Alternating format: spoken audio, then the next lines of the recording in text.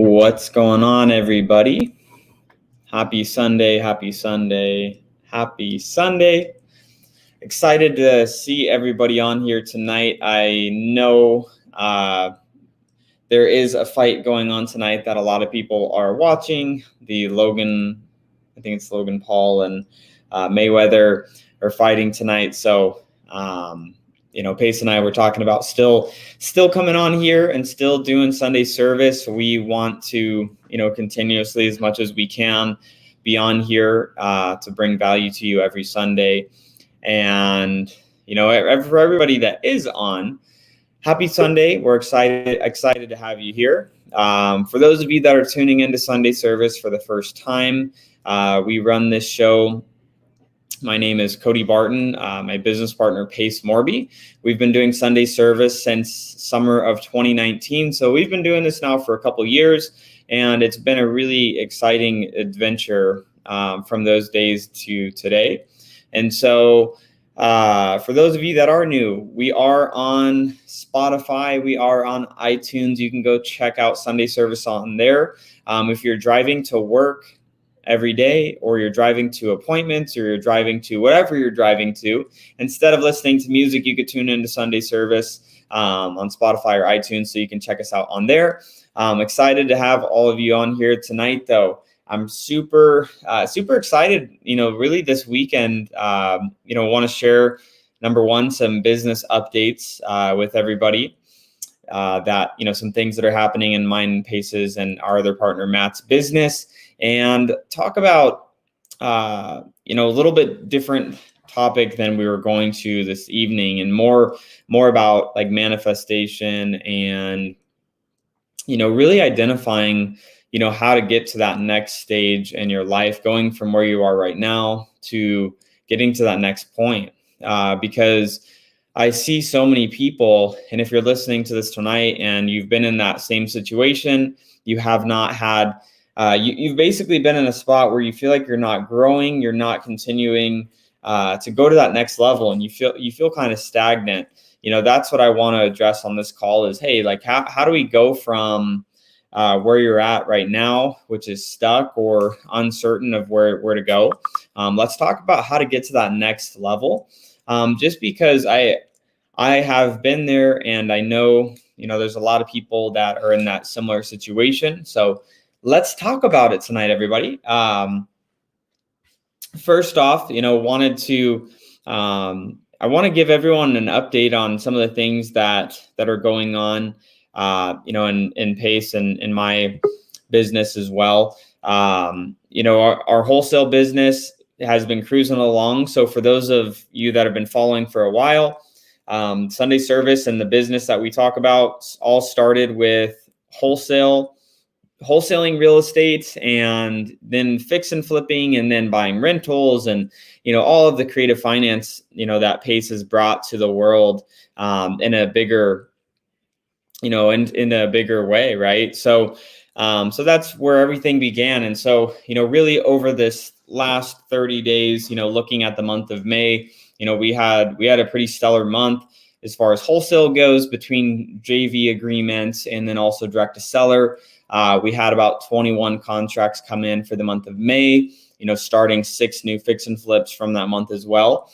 And that's, a good, a bigger month for us. Generally, we're super stoked in our business to be at, anywhere from 8 to 14 contracts a month is a pretty healthy, happy number that we're pretty stoked with. If we do more, amazing, but we try to stay in that range. And the reason that we came up with kind of that range is, identifying like where we actually want to be in our business. If we want to, be at a position where, on average, we're getting, we make close to $20,000 on an average assignment fee, for example. Now, if there's 3 partners between myself, Pace, and our other partner, Matt, in our wholesale business, we're able to take home, a healthy paycheck every month, doing that ballpark, assignment range when we're doing that many contracts a month. And so for us, we don't want to build that business any bigger. We are looking at doing, additional projects and, bigger, bigger projects now, really going forward. And so, while we continue to wholesale, we're continuing to buy more flips, we're continuing to get into some bigger fix and flip projects, and we're continuing to do the basics, right? The basics of, wholesaling, doing fix and flips, and then buying rentals, because that's what leads to all the other opportunities for you to be able to focus on. And so, what I want to talk about is, specifically, like, how do you get from where you're currently at to where you're trying to go in your business, and really what's that next step? That's what I wanted to chat with you guys about this evening. So let's go ahead and get into it. I'm going to share with you guys. Pace is driving home from a barbecue right now, so once he hops on, we'll get his insight on the topic as well. But let's dive in. I'm going to share with you guys. If you are not taking notes, get your phone out, get yourself in a position where you can make some notes on your phone. Get yourself in a position where you can, physically write those notes down, wherever that is for you. And I'm going to go through some questions that can help you figure out, okay, what can I go? How can I get to that next step, right? So first of all, you have to know what that next step is. So if you're wholesaling, you're doing deals currently, maybe you've never done a deal before, you're trying to get that next deal, you're having some inconsistency with deal flow. One of the biggest reasons that happens is because you have something that I call the wholesale hamster wheel, where essentially, and give me a peace sign if you've been in this situation before, where the wholesale hamster wheel is simply this. You go, you market, you get a deal, you get it under contract. Now you put all of that time and energy that to get that first deal. Now you're going and taking all of that time and energy away from getting the next deal. And now what you're doing is spending all of the time and energy trying to dispo that deal. So for those of you that may not know what dispo fully means yet, dispo basically means going and selling that deal. I'm a wholesaler. I'm bringing that deal to another investor to sell that deal. And so what happens is, if you're spending all of that time and energy to get the deal, that's hours and hours and hours, especially if you're working maybe another job and you're having to put a lot of that free time into getting the deal. Then you're running around trying to get that deal sold. And then what happens is you get to a point where you now sell the deal. Now what happens is you turn back around and you're thinking to yourself, oh my gosh, I don't have any deals. I don't have any more deals. I need to go and hustle and drum up another deal. And so this wholesale hamster wheel, the reason I call it that is that's how you get stuck in the trap of doing one deal to two deals a month, or even more consistent than that. Maybe you get two deals one month, you get no deals the next month, and the next month you get a deal. So if you've been in that situation, so that's Zach says, every time any deal comes about, only to have it not close. That happens in our business. We typically are seeing about 60, give or take, some in the mid 60 to 70% range of deals that we will actually close on. So out of those deals that we're getting, you have to account that some of those aren't going to close. And so how do we fix this? What is the solution, right? The solution to this is you have to have more sources of lead flow for you to get more opportunities and more deals, right? So for you to be able to get off that wholesale hamster wheel, you have to look at, Glenn says, my last deal was going through to close and then probate hit. My gosh, Glenn, I feel your pain. We have a deal right now. We're buying a mobile home in Mesa, Arizona. We're buying it on a seller carry for 75 grand. We're putting like 15 grand down. And then the seller is carrying the payments at no interest, just principal only payments. And so we're expecting to close on the deal the beginning of June. Got pushed back because there is a probate that has to take place because of a family member that was involved in the property years ago. And so something that you have to look at is, okay, that's going to happen. Like, yes, are we still going to buy that deal?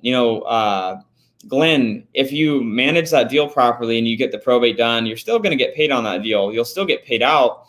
So like that deal we're buying, it delays that deal from closing. And so for those of you that aren't doing a lot of deals, you have to get to the point where you have that one-itis, Glenn, I'm counting on that deal. I know this feeling, and I've been in that same exact situation where you're counting on that deal to close. If it doesn't close, it's going to cause a world of headache for you for moving your business forward. So, anyone that could be in that situation, Glenn, I would definitely recommend getting in touch with, getting in touch with a good probate attorney to help get that process moving along quickly.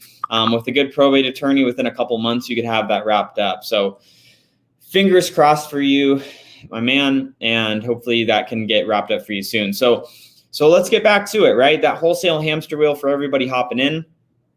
You're essentially that role where you get a deal. Now you're running around like a chicken with your head cut off to get that deal closed. So again, what is the solution? That is lead generation. Lead generation consistently happening in your business, whether you're doing all of it or not.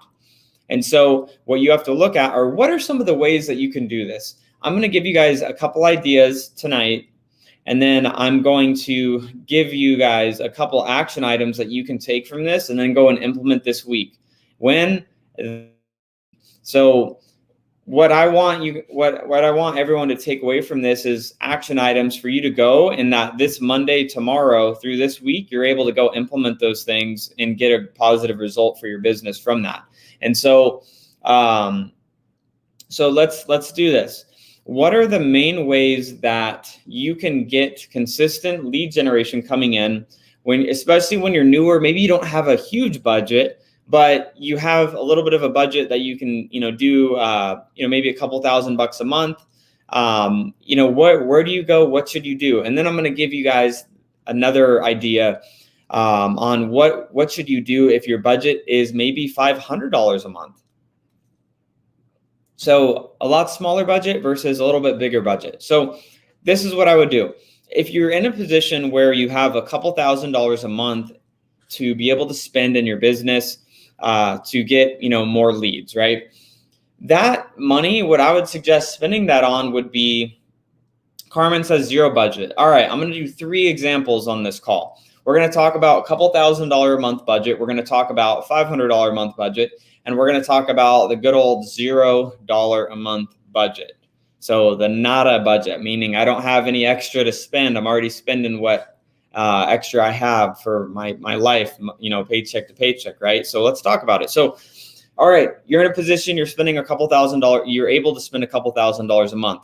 What I would do, and everyone's going to be in a little bit different situation, so take this and take what makes sense for you and throw away what doesn't make sense for you. So if you're going to be spending a couple $1,000s a month, what I would do is I would find a good virtual assistant, or probably one virtual assistant to do some text marketing for you, or I would get a virtual assistant to do cold calling for you. And the reason that I would suggest this is because you can leverage your time. If you have a virtual assistant calling 30, 40 plus hours a week for you, or 30, 40 plus hours a week, they're focused on getting leads into your business, the oxygen of your business, getting leads into your business. So you get those leads consistently coming in. It may not be a lot, only having one virtual assistant do it, but guess what? When you're on the phone with a seller trying to get a contract from a new lead that came in, you still have new lead opportunities continuing to come into your business. So looking at that, okay, if I have more leads coming into my business, I'm able to focus more on just getting contracts done. And then what I would do is get those contracts, sell them, find a good JV partner. For those of you that are maybe new to this community, I would definitely recommend getting into the Facebook group, Creative Financing with Pace Morby. I'm going to type that in. For those of you listening live, Creative Finance with Pace Morby is the Facebook group. So if you're in this situation that you can spend a couple grand a month, get those leads coming in, and be focusing on trying to get those leads under contract, but get them under a contract at a price that they'll, those deals will turn into money in your pocket. And if you need help selling those deals, you can find people in the Creative Finance with Pace Morby Facebook group to help you, that'll buy those deals from you or help you sell them. So that's a solution if you're, maybe a little bit short on time and you have a little bit of a budget. Now let's go back to if I have, let's see, Zach says more like $300 a month budget. So let's do like the $300, $500 a month type budget. And then we'll finish up this conversation with what would I do if I had the $0 a month budget, or I just don't have any money to invest in this business budget. Here's what I would do. You're in that $300 to $500 a month range. I would spend your time driving for dollars if you have time to spend. And then I would take the extra time that you do have outside of driving for dollars and then call those leads, call or text those people, reach out to those people that you're reaching out to, or that you're finding that are distressed, these distressed homeowners, right? And it doesn't necessarily always mean just because a property is distressed that it's going to be a deal, right? It's your job, our job as investors is to reach out to these homeowners, identify if there's actually a problem there, and see how we can resolve that problem for them. So that's, a place of mind, a place from your heart that you have to be coming from when you're doing these outreaches to these homeowners. Because just because their house is in disrepair, maybe their front yard's messed up, they got some broken down vehicles, they got, it looks like a little bit of a mess going on at their property, doesn't mean that they are distressed financially where they need to sell the property, or distressed, mentally where they just are frustrated with the property and want to get rid of it. That's your job. That's my company's job when we're reaching out to these homeowners to identify if they're actually, going to be a motivated seller that wants to sell their property for convenience to our company. So what I would be doing, recapping a couple $1,000 a month budget, I would be taking that time. I would be taking some of that money, hiring a virtual assistant. If you don't know where to find a good virtual assistant, you can go to startvirtual.com. Virtual assistants there get training on, cold calling, marketing for your real estate investing business. So they can help you out over there.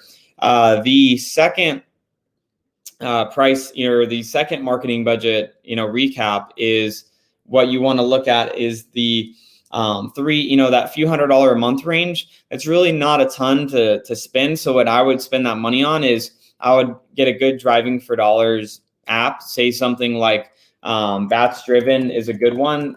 For $100 a month, $120 a month, you can get Bats Driven and be able to go and drive for dollars physically or virtually, so that you can identify some of your own custom lists, custom data. Because why do I say it's custom? Because you're physically there, you're looking at the house, and you're identifying that the house is beat up. So maybe there is an opportunity there, right?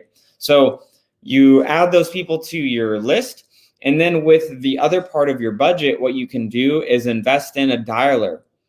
So you take those leads, I don't even call them leads. You take the list, because leads are people that truly want to sell. You don't know that when you're just adding distressed properties on a list. So add those people to your list.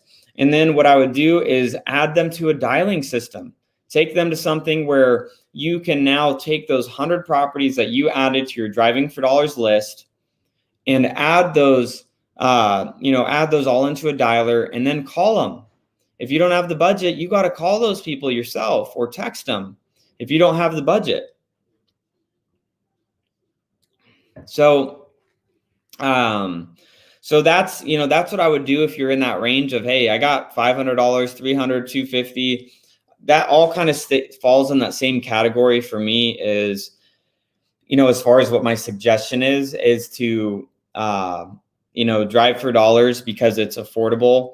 And, Zach Hamilton says, I love Bats Driven. It's the best way I've stayed organized. it's super helpful when, especially if you're in that marketing budget price point at the beginning stages in your business. So I think it's a good place to be in that price point for your investment in your business. So now let's talk about the $0 budget. I don't got a budget. I don't have any money to invest in my business. So you're in this position where you don't have any money to put into your business. So you have to do the part that's hustling, which is, this is what I would do if you literally can't afford Batch Driven. So if you can't afford the app to be able to drive for dollars or virtually drive for dollars, here's what I would do. For those of you taking notes, here are the action items I would do, and you could have success with any of these. Pick one and do that until you get a deal. Get that deal under contract, get the deal sold, make some money, and now start investing money into your business. So one option you have is you could find a local title company, or potentially an attorney states. Maybe the attorneys will do this as well. But you could find a title company that's investor friendly. And if you say, Cody, how do I know if they're investor friendly? What suggestion? Go to the Creative Finance with Pace Morby Facebook group, comment or make a post in the group. Say, hey guys, I'm so-and-so from, Phoenix, Arizona. What is, what's a good investor-friendly title company in this state? And you'll get a lot of recommendations for the title companies that investors are using. So now you have that information. You know, okay, this is a good title company that I could reach out to. Now reach out to that title company and introduce yourself. Find the escrow officer over there. Say, hey, my name is so-and-so. I'm a local investor in this market. I'm looking to reach out to some, pre-foreclosures. And I wanted to see if I can, get a list from your company of pre-foreclosure records for me to be able to reach out to those homeowners and see if I could do business with them and be able to bring business to your title company. And now what title company is going to say no to that? They're not going to say no to that as long as they're investor friendly. If they're not investor friendly, they're probably going to say no. But once you found one that's investor friendly and they give you this list of pre-foreclosures, what I would do is scrape together, go sell some old stuff, like sell an old pair of shoes, like sell, have a freaking garage sale, like get a little bit of money to skip trace those records. So you get a list of a few hundred pre-foreclosures, and then I would, figure out whatever way you can to get those pre-foreclosures paid for. So literally $50, maybe $25 to get that list of data available. And then what I would do is I would call them. You call them just call them on your phone. You can get a Google Voice number for free. So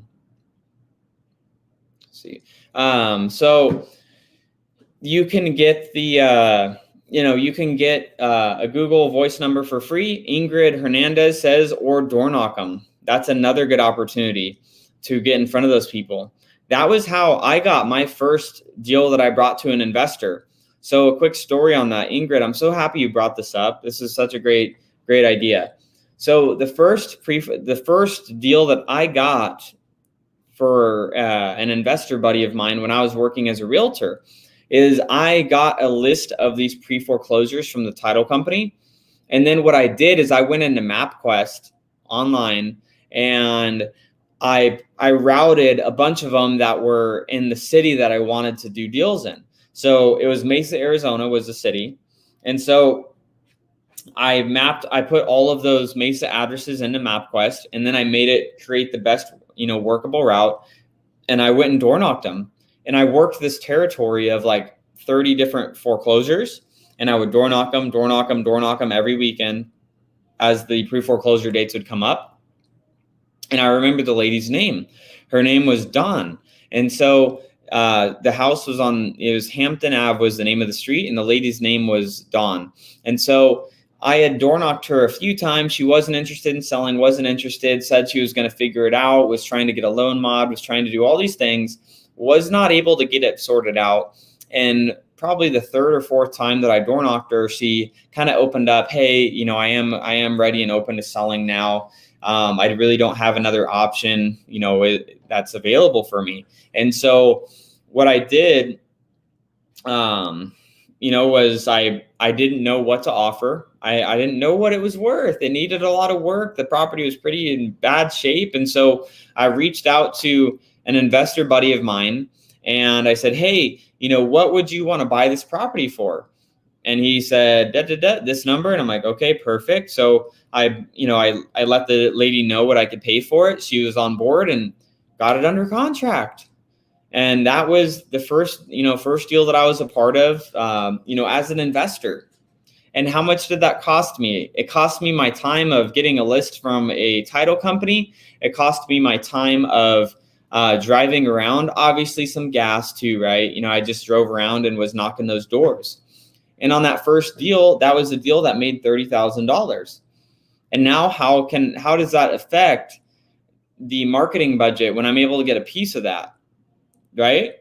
So that's what I would do if I was at $0 and I didn't have I couldn't really scrape together a budget, but you have a car, you can get around. If you don't have a car and you can't get around, just virtually drive for dollars. That's going to be able to give you, you got to have some grit to do that though. It's like getting in front of those homeowners, literally face to face when you're knocking those doors and seeing how you could be a solution to them. So let's go ahead. Let's recap these three different situations that you can be in. So number one was if you have a couple $1,000s a month, hire a virtual assistant, whether it's from startvirtual.com or somewhere else, find a virtual assistant to get leads coming into your business consistently so you can just follow up with them. The middle range would be if you have maybe a few $100s to $500 a month to be able to spend, I would download batchdriven.com, get that app and drive for dollars physically, drive for dollars virtually, and just put all of your time that you can into building up your distressed property list, calling those homeowners and trying to get those properties under contract. And then third, this step here. So Bilal is saying, how do you dispo the deal to the right buyer if you don't have investor friends or contacts? So the great thing about the world that we live in, where everything is on social media, like some of you guys are watching this on Facebook right now. Some of you are on YouTube. This is between a few different platforms. We have a couple hundred people from all over the US and some other countries watching this live right now. The great thing, Bilal, is that if you don't have investor friends or contacts, make a note. So for those of you that are, were following the direction from the beginning of this call, which was if you aren't taking notes, get something in front of you to take notes or put it in your phone. But what you can do is if you don't know anyone in your market, this is what you can do. You can go on Facebook right now and type in the top search bar, search for groups. If you're looking for investors in Florida, Orlando, invest fix and flippers, Orlando, real estate investors, Orlando, type in these different opportunities in there. And that's how you could find some of those people that are going to, potentially be buyers of those deals, Bilal. So that's what I would suggest, because oftentimes you're not going to just be friends with the buyers. You're going to have to go out there and find those buyers that are going to be a good fit for you. So, just finalizing that recap and, catching Pace up to speed. So Pace, what we were talking about is what you would do, what I suggest doing if you're in a situation where you have maybe $1,500 to $2,000 a month marketing budget. So kind of a little bit more of a budget. What I would do if I had maybe $300 to $500 a month marketing budget. And then we were talking about like bootstrapping it. Like, I don't have any money to spend on marketing. What should I do? What are some of my next steps? And so those are the three things that I was sharing with everybody tonight. And then tell me what those three things were. What was, if I have no money, what's your number one thing? So if I had no money, what I was telling everybody was just the story of how I got my first real deal, which was I basically got a list of pre-foreclosures for free from a title company and reached out to those free foreclosures via door knocking. So I just went and door knocked those individuals until I got a seller. Her name was Dawn, that wanted to sell her property. And that was how I got essentially the seed money to continue doing other marketing and get more deals coming in the door. And so, okay. So if I have no money, the first thing you just told me was, door knocking. Yep. Which I've been doing. Yeah. The last couple of weeks. It was 107 degrees the last time I went door knocking. That was fun. So door knocking is number one. What's another piece of advice for somebody who's free? So the other thing you can do is the JV route, which is you can call realtors.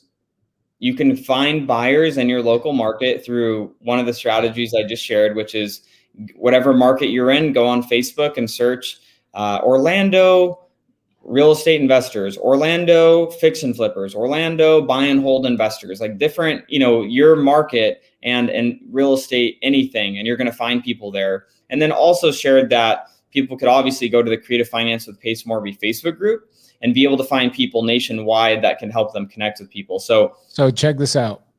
Just about this, because I think this is so understated, at least in your and my content.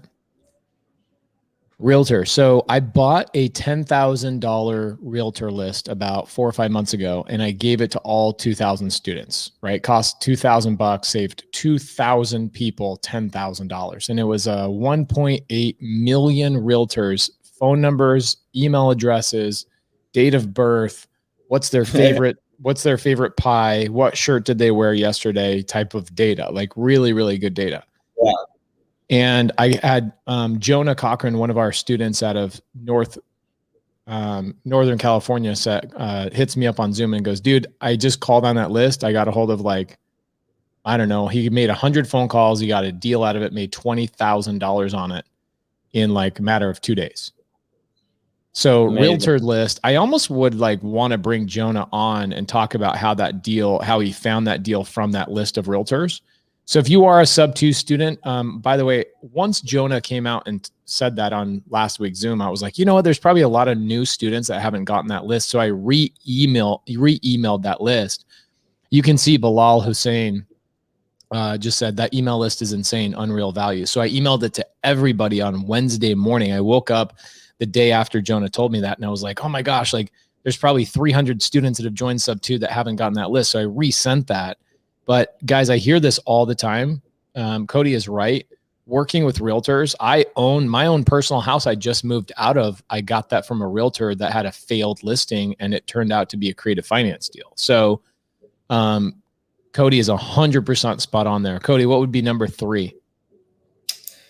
Another free one. So another 3 one could be other investors. I mean, this is the whole astro flipping model. Right. Which is just JV, finding other investors that have deals. Here's a good story. So I've got a student that takes a wholesaler's dead lead and turns it into, it's a land deal, and he ends up making on a JV $360,000 assignment fee. It's absurd. Absurd. On a JV deal, on a deal where the wholesaler's like, I got a piece of land under contract. I don't know what to do with it. That's amazing. And guess where he found that JV person?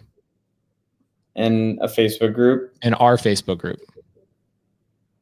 Beautiful. Creative Finance with Pace Morby Facebook group. He found the person. He was just saying, hey, I'm one of Pace's students. Let me know if you got any deals. And this wholesaler reaches out to him, gives him this piece of dirt. He calls a developer. Developer's like, yeah, we'd pay about $500,000 for that. Wow. Crazy. What's another one? I would say driving for dollars and door knocking kind of go hand in hand in a lot of ways. Yeah. Except driving for dollars is the more, I can do it virtually. Yeah. I can virtually drive for dollars. I can't virtually door knock, unfortunately. No. So driving for dollars, but in driving for dollars, really what it is driving for dollars is finding the house, but you still have to, in my opinion, you got to text, you got to call, or you got to mail, right? Yep. You have to actually reach out to them once you put them on the list. Right. You and I probably made a couple $100,000 in the last 12 months from batch driven driving for dollars? Like that one deal that you found was like an $80,000 deal. Yeah. I mean, it's one of the best ways to find deals, and it's just one of those things that takes a little bit more time. It's not as fast as, having virtual assistants call for you and get leads into your business with you doing nothing, right? It's not as easy as that. You actually have to go drive or, virtually drive and add those people onto your, list, and then call them or text them or reach out to them some way. It's the actual action that's going to make that happen, but you got to do it or get someone to Cody, do it. you mentioned this pretty frequently. You say when you're starting out, you either have time or you have money. Yep. So if you have time, one of the best ways to get started is just go to batch. Actually, the last one we did was batchdriven.com. I've got a question here, right here. Jeff Arjun says, how do you virtually drive for dollars? Well, you use batchdriven.com. So go to batchdriven.com and there's all sorts of cool training. We do a lot of training on that as well. We have well over 1,000 users at Batch Driven at this point. So big community, a lot of people driving for dollars, a good amount of those people driving for dollars virtually. But if you have a lot of time, but you don't have money, that's where driving for dollars is super helpful. That's also where JV is super helpful. That's also where calling realtors is super helpful. And also door knocking is super, super helpful. Again, we use batchdriven.com to tell us what doors to knock. But those are 4 really, really good ones. Is there anything else that we're missing? I know one. Probate attorney referrals. Mm-hmm. Okay. Anything else? I mean, those are the first ones that come to mind when it's, no money, right? I almost want to cross out probate attorney and just type in referrals, because we've gotten referrals from a lot of different things. But I'll just say referrals. The one that's really easy and obvious is probate attorneys, right? That kind of referrals also kind of ties into realtors, because when realtors know who you are and what you do, then you'll get realtor referrals. Yeah. You said, and this is interesting. So you got a list from a title company. Okay. So a title company will give you a list. A lot of title companies will do this, but you still didn't. That's not how you got the deal. That's just how you got the list. You actually went door knocking or driving for dollars. What'd you do? I door knocked. What was your opening line? Trying to think back. My name is Cody Barton and I want to buy your house. Yeah. I mean, essentially something super just blunt and straightforward like that. No strategy. I found some YouTube video with like some script of how to talk to a seller at the door, and I just kept doing it. And then eventually someone was crazy enough after I knocked them a few times that they would sell it to me. Yeah, I would say, so I've been driving for dollars with Bryce on our team quite often, or quite frequently as of late. And we're constantly going to the door and we're saying like, okay, well, what's the first line? So I'd say first line is, my name is blank. I'm an investor in the area, right? You can go that direction. You can also say, hey, I was driving through the neighborhood and I saw your house look like shit. Just kidding. You don't say that. But you say like, are you interested in an offer? I prefer literally, this is my line. Hi, my name is Pace. Sorry for my handwriting, guys. I'm trying to go fast. My name is Pace. I want to buy your house. That's it. Straight and to the point. Hey, my name's Pace. I want to buy your house. And they're like, wait, what? Yeah, I want to buy your house. Are you guys open to selling? That's it. Just say, what the fuck? Like, why are we playing this game? It's so stupid. People spend so much time going over this 1,000 different times. It's just, my name is Pace. I want to buy your house. That's it. Why are you trying to come up with any other conversation at all? Stop messing around. I think people overthink it. They overthink it. 100% overthink it. Now, if you know creative finance, here's the number one thing is, if you understand creative finance, the number one way that, Number one way that we've gotten our Airbnbs out of the state has been dead leads from wholesalers. So if you're a sub 2 student, that's like Doug Lanza, that's the only method he uses.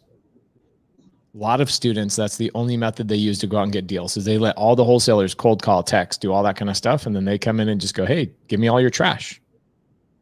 So now we've murdered how many ways you can get a deal for free. What about paid advertising? What about paid marketing? Have you talked about that yet? Yeah, so we were just talking about, when you get paid marketing going, it's important to just have it consistently going. It's not something you turn on and turn off and you turn on and turn off. It's something you have to identify what you can comfortably spend monthly and turn it on and keep it on, so that you don't end up, I talked a lot about the wholesale hamster wheel, where people get a deal after they've done some marketing and then they stop marketing because now they have this deal that they're now trying to sell or do something else with, and now their lead gen stops and it just turns off and they have to go start over again. So, wow. So Ryland, door knocked yesterday, came back today, signed. Amazing. Yeah. So good. Amazing. So we're talking about, what are some of the ways that you can consistently have leads coming in right away? And that's, virtual assistants have been, foundational for us and our business. And so, I was sharing, hey, get a virtual assistant in your business that can do outbound outreach for you, where they're cold calling these homeowners, or they're texting, or both. But cold calling is going to be one of the best ways to get leads consistently coming into your business if you have a budget. So then what you can do is just focus on reaching out to the leads that come through from those virtual assistants and converting those into contracts. So I had a student named Bryant yesterday. No, not yesterday. On my Saturday. Yeah, it was yesterday. Saturday morning. Every Saturday I do a new student Zoom for 2 hours, 6 a.m. to 8 a.m. Right? Yeah. And first question of the morning, Bryant, hey Pace, started asking me questions about his virtual assistants. They're not doing great. They're not this. I'm like, well, how much are you paying them? He's like, $3.50. And I'm like, bro, like, you hired the wrong people, first and foremost. Do they go and read things about your business or train outside of work, or they only do what you tell them to do? He's like, oh, they only do exactly what I tell them to do. And even that, I have to tell them 12, 15, 30 times. So here you are, Cody, giving advice to people. Hey, go get a virtual assistant. My question is, there's a lot of people that are cheap and they go and buy, get a virtual assistant just thinking like a virtual assistant is a virtual assistant, and they go pay the $3.50. What are the things that this is what I told Bryant. I was like, first and foremost, are you a recruiter? He goes, no. I go, okay, well then why are you trying to recruit people for your business? Like, go find a company I'm like, I don't care who you use, right? We use startvirtual.com, but there's 100 other companies that do this type of thing. Startvirtual.com will help you find the virtual assistant. They'll onboard, they'll interview, they'll, weed out the people who are trash, and they'll actually get them up and trained, right? Like, so like day one, they're calling for you rather than like, okay, I have a VA. Now I have to train the VA for 30 days before they start calling. Or what advice would you give to somebody that's starting out with a virtual assistant? Yeah. So you have two options when you're hiring a virtual assistant. You either have one option where you can have a really, potentially cheap virtual assistant, and you are in a situation where they don't know anything about real estate, and you're the one that has to manage them. You're the one that has to train them. You're the one that has to show them every single step of the way how to do anything. You're the one that has to play HR of hiring them and firing them, and doing all of those different things for them. And then also be worrying about managing, whether they're actually working for you or not. And so there's a lot of things that you have to be watching out for. But it most definitely can work hiring, very, cheap priced, virtual assistants if you're willing to do all those things. If you want it to be a little bit easier, kind of like the fast track, what I would suggest doing is, hiring, a company like startvirtual.com. Pace mentioned it. There's multiple companies just like Start Virtual that do a great job with this. But, the other alternative is you hire a virtual assistant that there is a manager that's helping you manage them. There's a team that has their best interest behind you and your success and helping make sure that the virtual assistant assigned that's working with you is being successful, is getting better, and is getting feedback and coaching, and that they're being managed without you having to manage them every second of the day. And so that's, those are kind of the options you have when you're going to hire. And so Bilal is saying, I'm guilty of that. I hired a $5 VA. Performance was awful. Can tell a clear distinction between $5 and $12. A lot of times you get what you pay for. Not to say you can't get, really affordable virtual assistants and, make them work great for you. You most definitely can. But you have to just think about in your business, what do you want to spend more time doing? Talking to homeowners and converting those into contracts, or managing people? So that's just something you have to ask of yourself. None of that. None of that. I mean, that's what I look at. I'm like, do you want to own a business or do you want to do this as a hobby? Right. Yeah.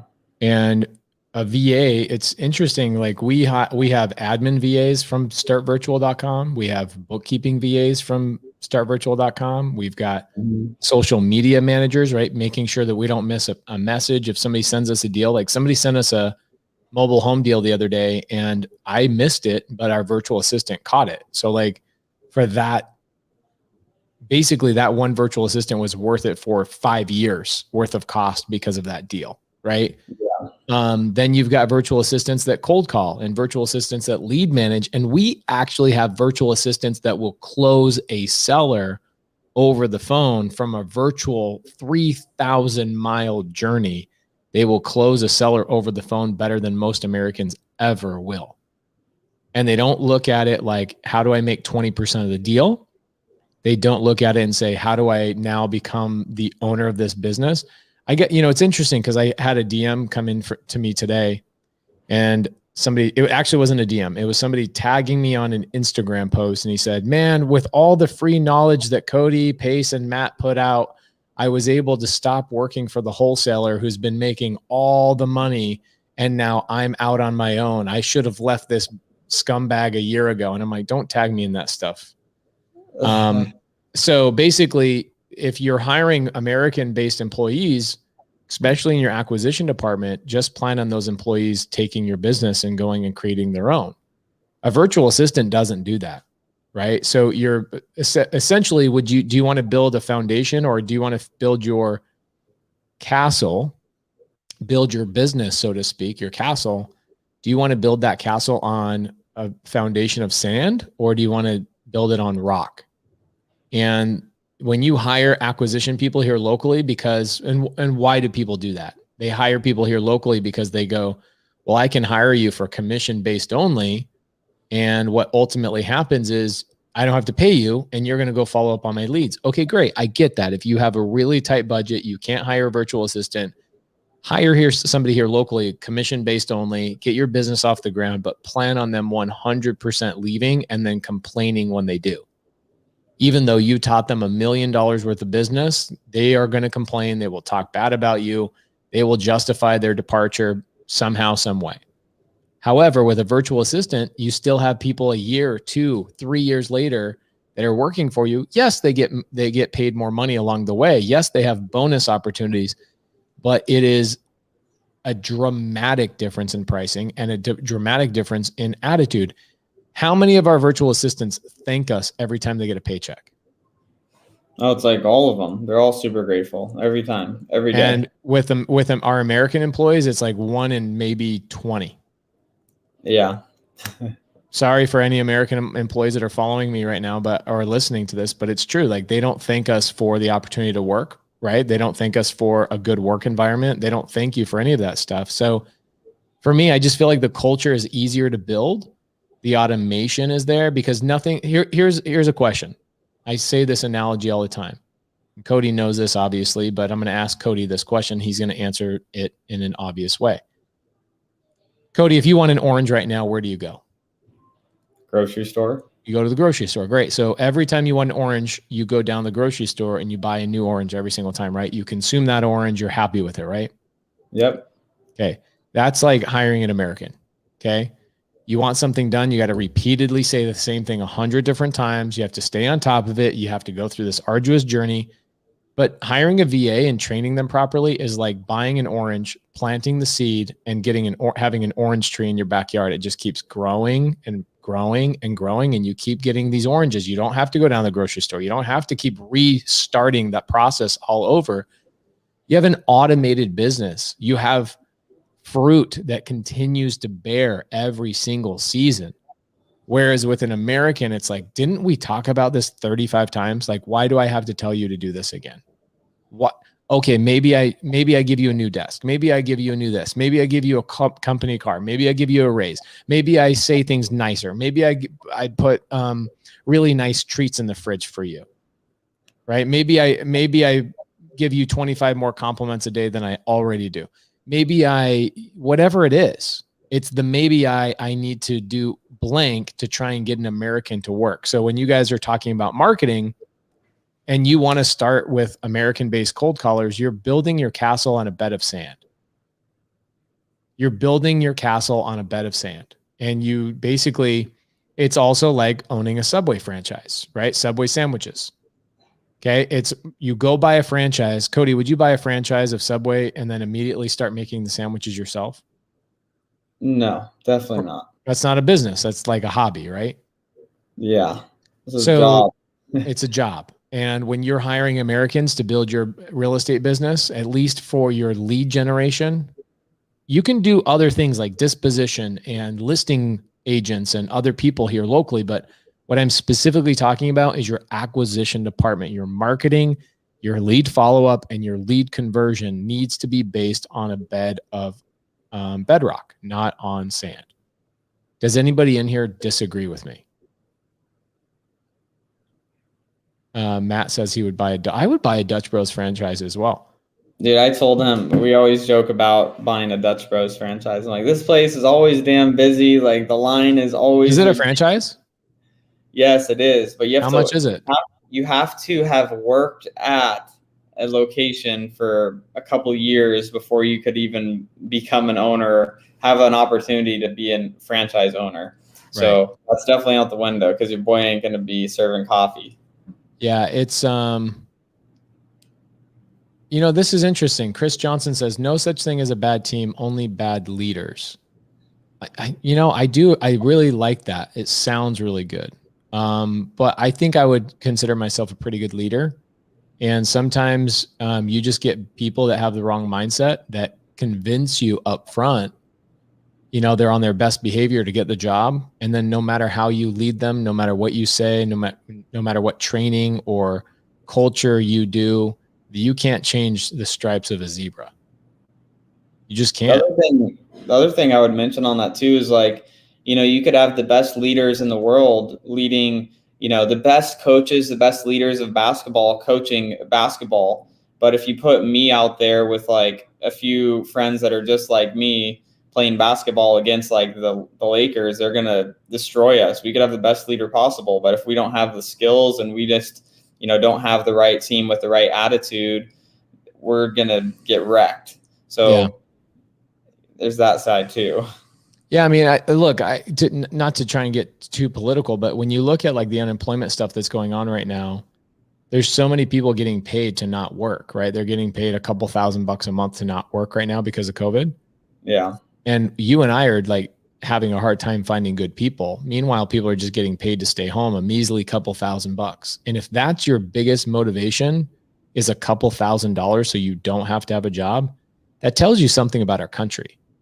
That tells you something about how spoiled America has become, and that people are like, yeah, I'm good with just a couple $1,000 as long as I don't have to do any work.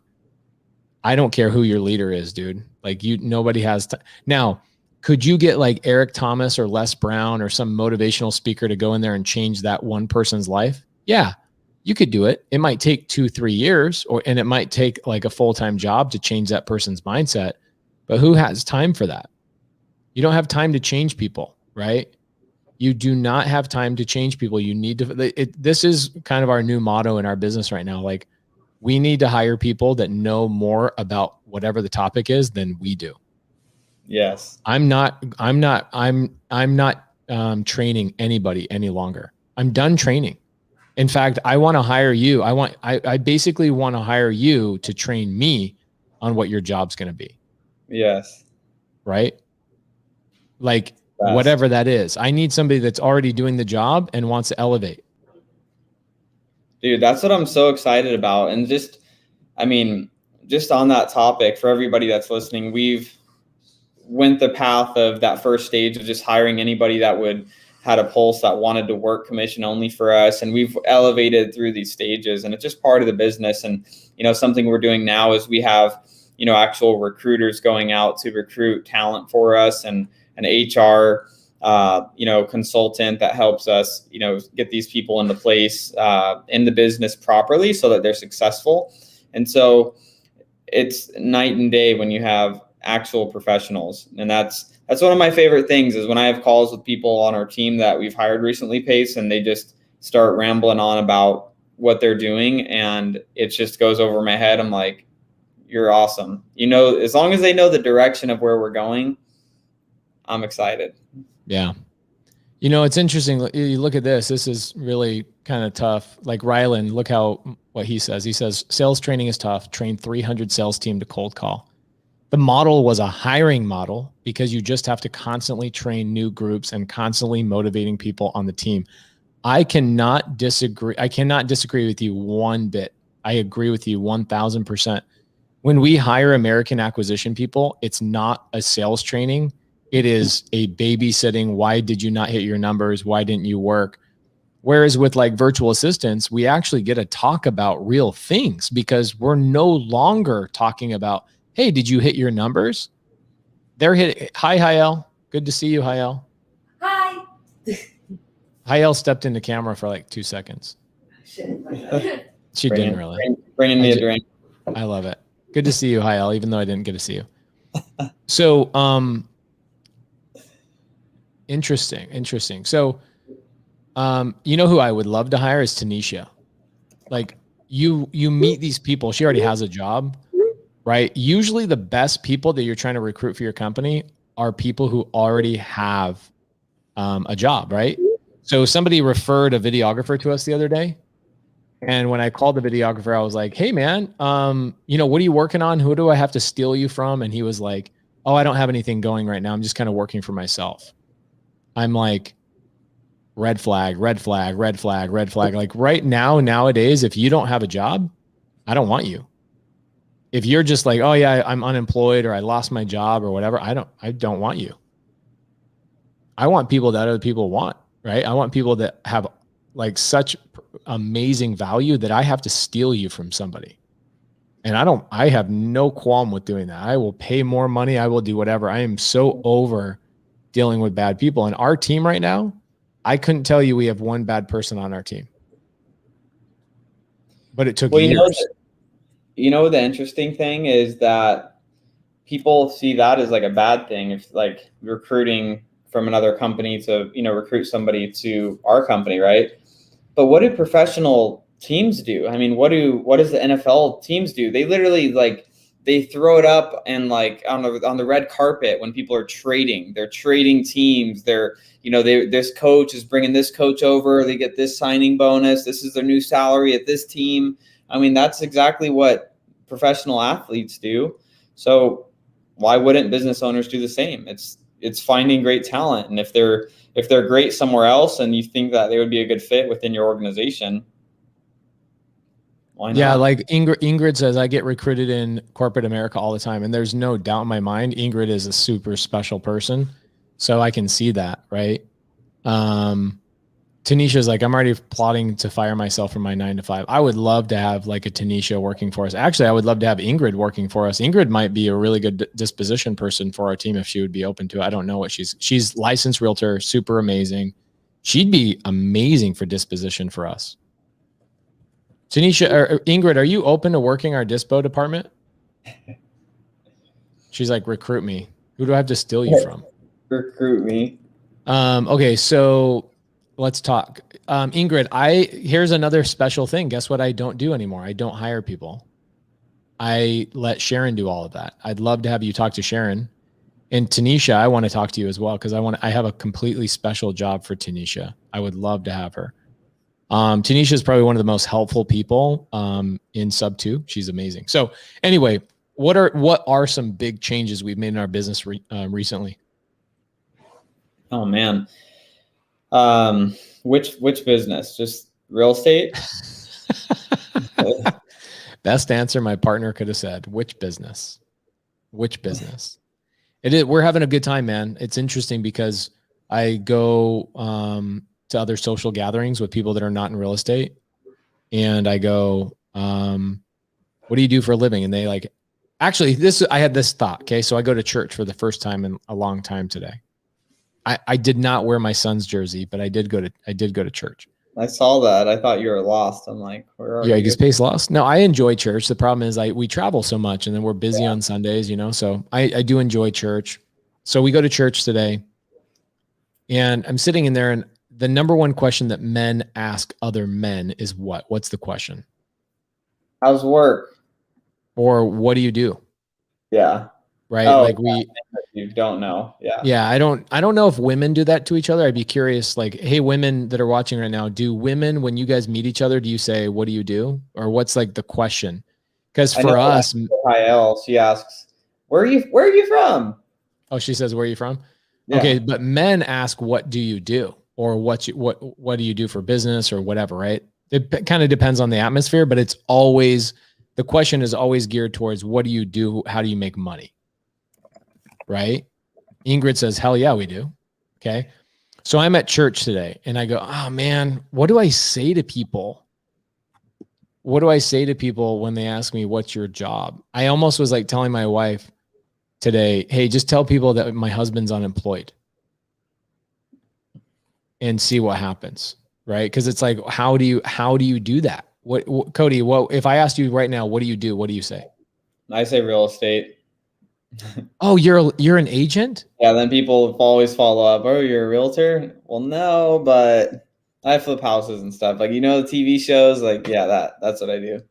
Okay, cool. So for me, I am hesitant to say that because it turns into a whole conversation. Then I get excited and then I sound like I'm gloating, because it's like, oh, well, what do you do? It's like, well, my partner, I fix and flip like 5 or 6 houses a month. We, have a big rental portfolio. We've got, tell me when you want me to stop. We've got Airbnbs. We do a lot of wholesale. We build new homes. I go into this whole thing and then people, but they always have a response after every time I say something. It's like multiple businesses inside of real estate. And then I ask them what they do and they go, I work at such and such, blah, blah, blah. I'm like, man, that's cool. That's so cool. Right. Yeah. And I'm not knocking people that have a 9-to-5 job at all. It's just that it's interesting. Like as you get into real estate, the opportunities are so powerful to open up other businesses that it's like not, you can't just have one business in real estate. There's too many opportunities, way too many opportunities. So back to the question, what are some recent changes we've had in our wholesale business? Yeah. Well, in our wholesale business, for those that don't know, most of our wholesale business is, running with virtual assistants, from lead generation to admin and system side of the business to lead management to part of the acquisitions. We do have a US-based acquisition, Mason, which he's doing a great job. Shout out to him if he's listening. And then the marketing is really the thing that's changed because we do have also in the US, we have Caroline doing dispo, and then we have Nick doing JV. But I would say one of the biggest changes is we're doing direct mail now. Our first direct mail campaign just went out on Friday, actually. How much are we spending? Like $9,200 a month. Why? On direct mail? Uh-huh. The main reason that we decided to do direct mail was to kind of hedge, because for those that are listening and that have heard, stuff going on in the texting world, texting is getting a little bit more challenging.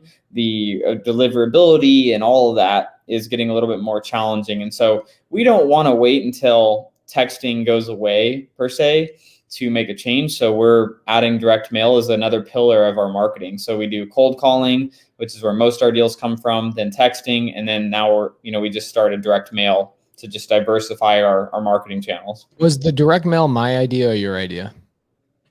I think we've kind of always like poked around the idea, but I don't really remember. Definitely your idea with the company that we go with. You're like, let's use them. We're starting now. And I'm like, perfect. And then yeah, because I came home from a mastermind, and he's a friend of mine, and he's doing a great job for other people here locally. And so I was like, hey man, let's get the direct mail going. You go, actually, Matt and I were just talking about that a couple of days ago. We wanted to start doing direct mail.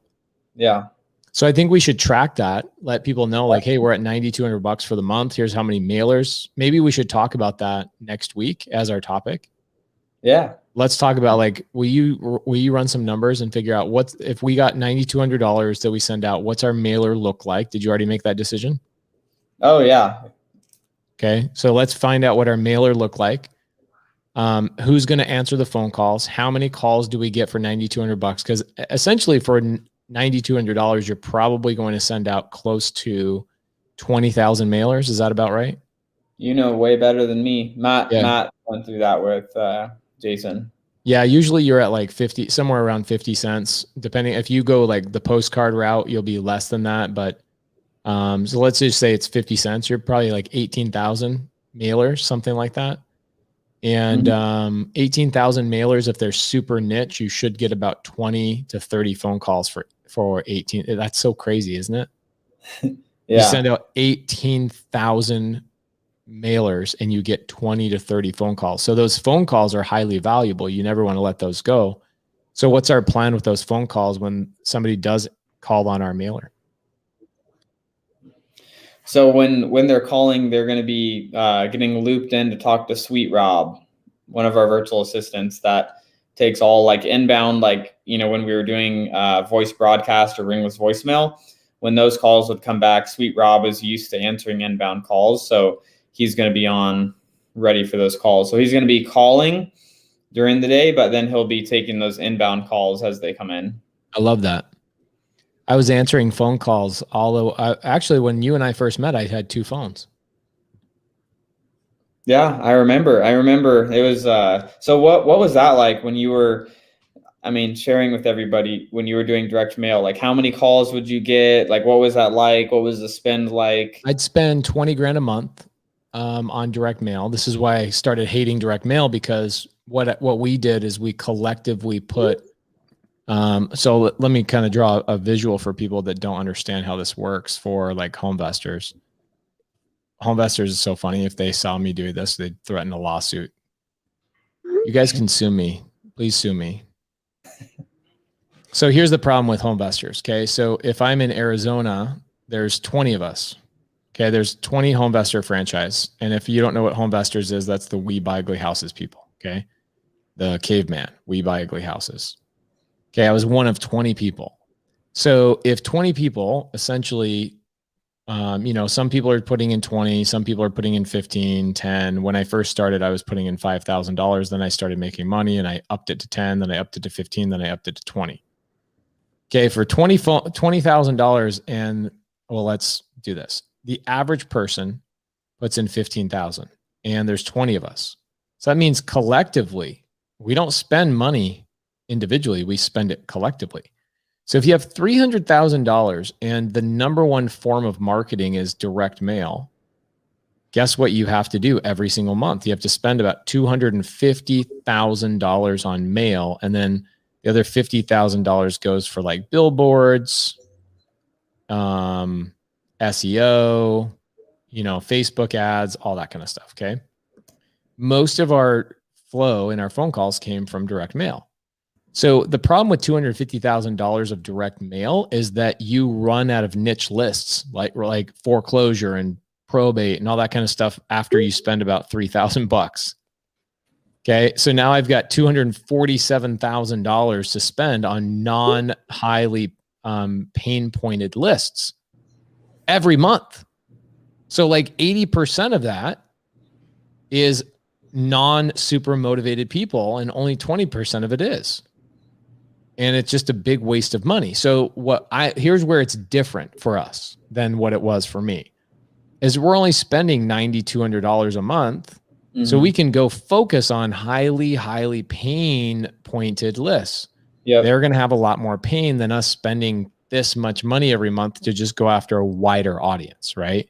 Yep. We don't want to go wide with direct mail. We want to go deep. We want to go to people that have foreclosure, probate, divorce and bankruptcy all in one, and stack all that stuff together and focus on pain. But for $20,000, my $20,000, this is essentially what it looked like for me. $20,000 would get me about 20 phone calls a month. So each call equaled $1,000 of marketing. That's how expensive it was. Expensive phone call. It's the most when my wife was giving birth to my baby. Okay, when my wife gave birth to my baby, I was picking up my phone call at like 10 o'clock at night, because each phone call was $1,000. God damn. I know. So that's why I carried two phones, because one phone was the money phone. I never put it on silent. Even when we were in the movie theater, I always had my hand on it. And I picked up the phone every single time. And I did that for 2.5 years. Okay, now here's my number. So I have 20 phone calls. Here's what ultimately the national average for home investors. This is what the national average is.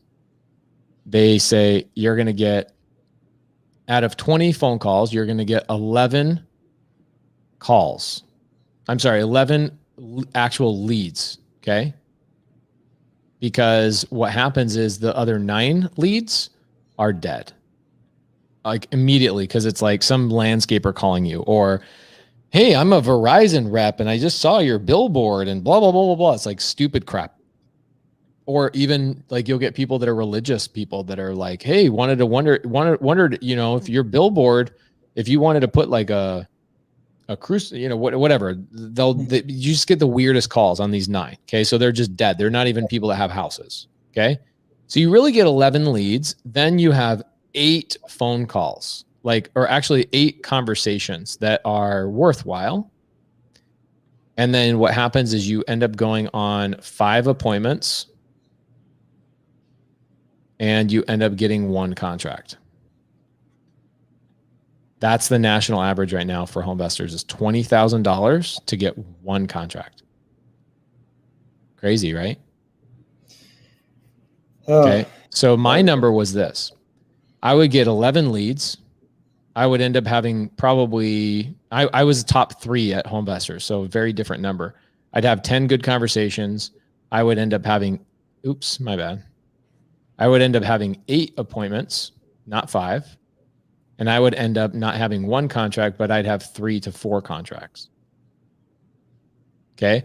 But even then, if you look at 3 contracts at a $20,000 spend, you're looking at like $6,500 per contract.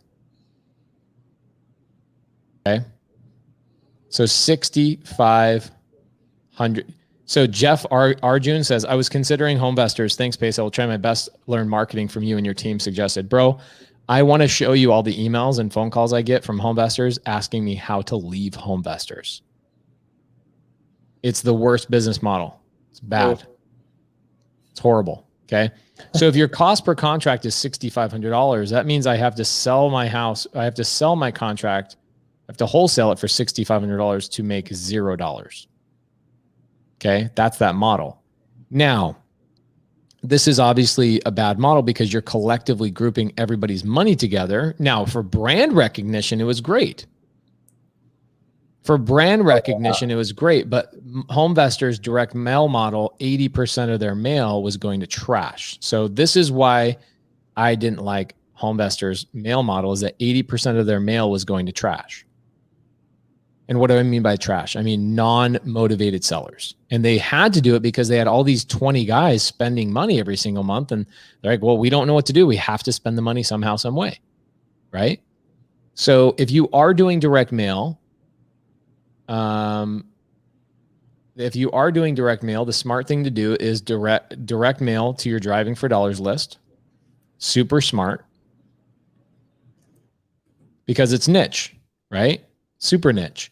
Or you go after a high pain point. So Cody, my question to you is what did you talk about with the direct mail campaign? What did you talk about in terms of pain points?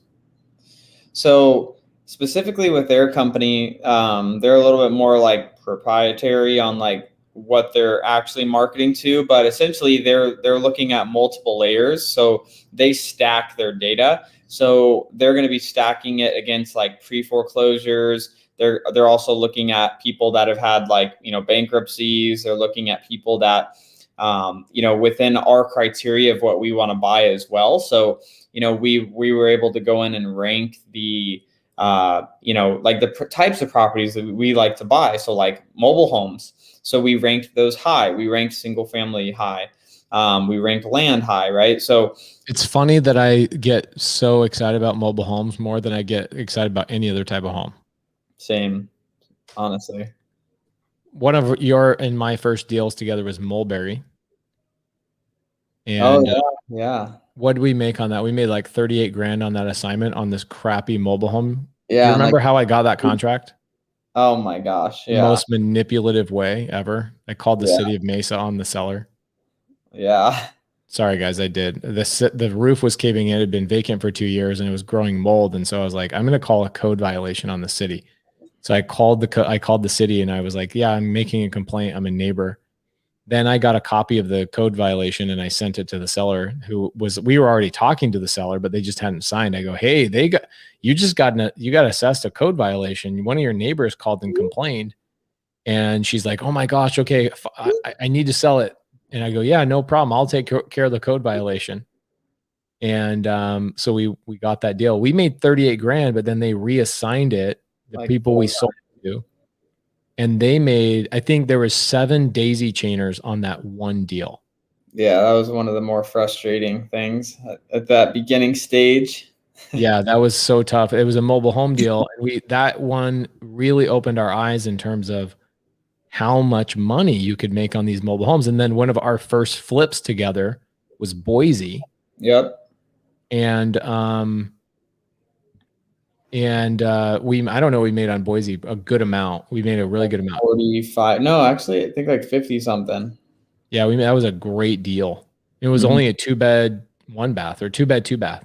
Yeah, we actually just wholesaled the property, right? Like two doors to the left and the one behind it. It was literally falling over. So it was just the land value, but we just wholesaled one. I just, was looking at it earlier this week. Why did we wholesale? Why didn't we flip it?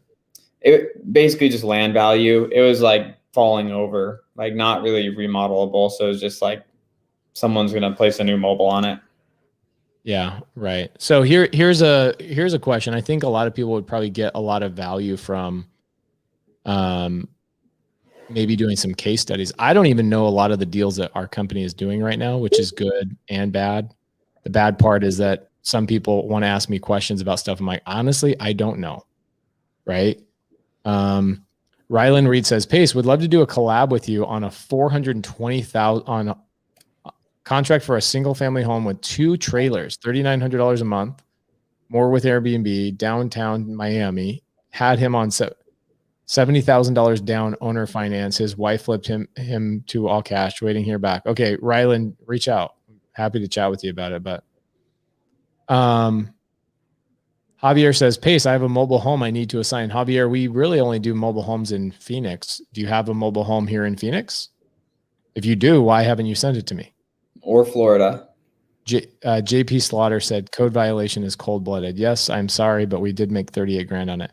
More importantly, on that deal, if people knew the actual story of that deal, we gave the people a car, we fixed all their plumbing at their other house, we fit like multiple times. We probably ended up giving them $6,000 or $7,000 worth of like free benefit, helping them out on their other house.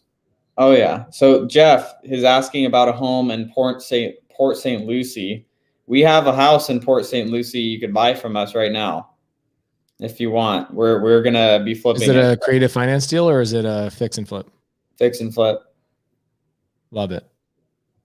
Guys, let's take a vote on what you guys want to talk about next week. Everybody in the audience, what do you guys want to talk about on Sunday service next week? I'm thinking we could do case studies, like recent sub 2 and seller finance case studies, and show people like what the closing documents look like and stuff like that. I think that would be fun. Yeah, I'm down.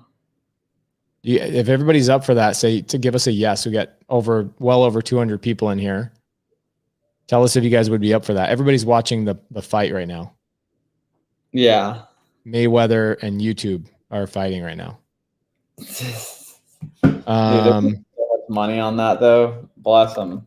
Hey, Lawrence Swartz says he's working on a mobile home park in Pittsburgh. Does it really cash flow $6,000 a month? Meaning that must mean you're buying it on Creative Finance. Lawrence, are you buying it on Creative Finance? Rylan Reed, we will not be talking about contracts. We never talk about contracts on here. I do not want to train the general public on contracts. That's like giving somebody a loaded gun. If you need help with contracts, I would reach out to one of my students and have them help you out. Honestly, we tell people not to mess with contracts. Just have Rochelle Jarvis from Constant Close handle all that stuff. Then you don't have to mess with it. Just delegate that. You really don't even need to understand contracts, to be honest. But I think case studies would be really, really good. Okay, so Tevin said, Tevin, he will buy in Port St. Lucie. Reach out to me, guys. Sub 2 student. We're refixing. John Lawal says how to live in your first sub 2 house. We actually did that 3 months ago. Go find that episode. That was really good. Tevin says, Tevin, you really want that deal? Are we flipping that, Cody? This is actually one. We'll see if they actually want it. There's tenants in it until May of 2022, but it would be a reasonable buy and hold deal. So we were buying it, we're closing on it, and then we were just going to list it on the MLS. But if we could do a deal with a sub 2 student and sell it to a sub 2 student, we would definitely be open to that. Love it. All right. Well, let's do case studies next week. And what we'll do is we'll break down maybe the Yuma mobile home park. We'll break down the Yuma sub 2 deal, what we're going to do with that. I committed to a deal that I'm going to do without you. It was the deal you didn't want from Katie.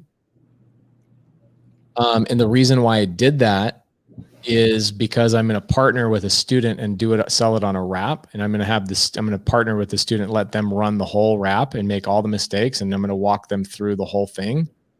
And have them educate this. I'm going to pick like a new Arizona student, nice. Have them run all the stuff and go, look, I got the bills. I'll take care of all the finances. I want you to go through the process of doing a wrap brand new. And then every single day you track everything, every piece of thing you're doing. Then we do Zooms along the way, or I'll coach you along. And then that way I have like a whole module on a live wrap deal, which will be cool. Nice. Love that. Yeah.